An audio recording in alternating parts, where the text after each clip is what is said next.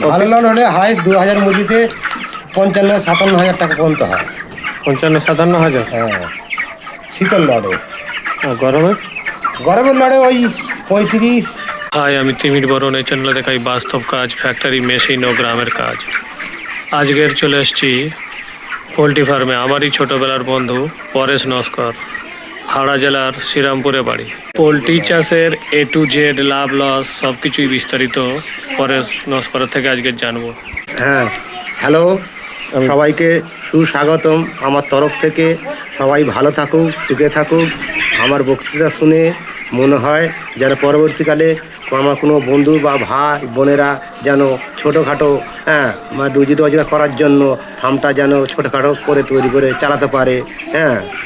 এইভাবে চালালে রুজি রোজগারের অসুবিধা হবে না।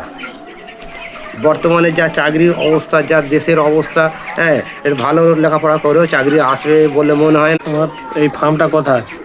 আমার ফার্মটা 58 গেট, শ্রীরামপুর গ্রাম। মানে 2000-এর ফার্ম? এটা 2000-এর ফার্ম।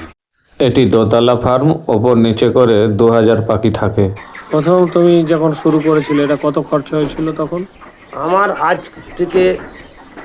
থেকে ফার্ম হওয়া পর্যন্ত 14 বছর বয়স ফার্মটা। তখন ফার্মটা তৈরি করেছিলাম, 2.5 লাখ টাকা খরচা হয়েছিল।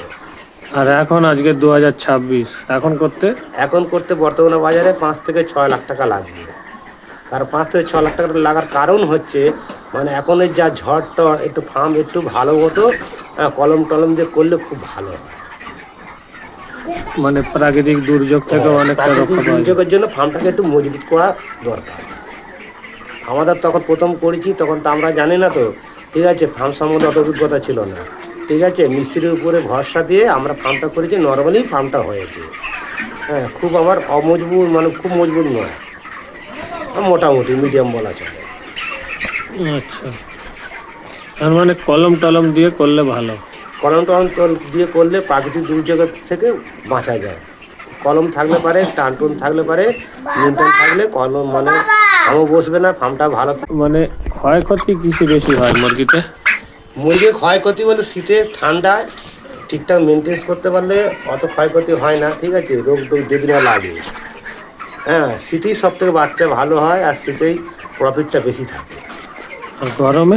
আর গরমে বাচ্চাটা মানুষ হলে ভালো কি হবে, কিন্তু গরমকালে ওই যে স্ট্রোকটা হয়ে যায়, স্ট্রোকটা হয়ে গিয়ে বড় হয়ে মরে গেলে পারে নষ্ট হয়। আর বাচ্চাবেলায় মোটালিটি হলেও বড় হয়ে গেলে গ্রোথ দিলে পারে মুরগিটা রেজাল্টটা ভালো হয়। আর বড় হয়ে মরলে এটা খাবার খেয়ে মরে, সেই খাবারটা ধরতে গেলে এফসিআরটা হাই হয়ে যায়, তখন কস্টিংটা ঠিক জায়গা রাখা যায় না, কস্টিং তখন বেশি হয়ে যায়। কোম্পানিদের একটা লিমিট কস্টিং আছে, সেই কস্টিংয়ের মধ্যে রাখলে প্রফিটটা ভালো হয়। এবার কস্টিংটা বেড়ে গেলে প্রফিটটা কম হয়। শীতের লট ভালো না গরমের লট ভালো? শীতের লট সব থেকে ভালো। শীতের লট?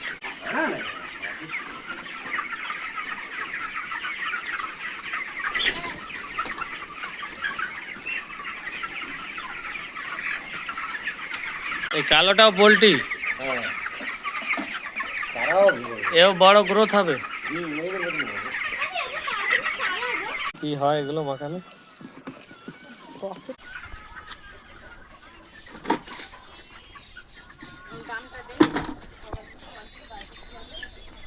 পলিও বিয়ন এল আছে খাবারে?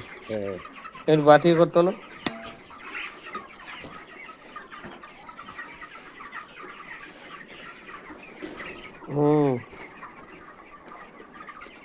বাহ,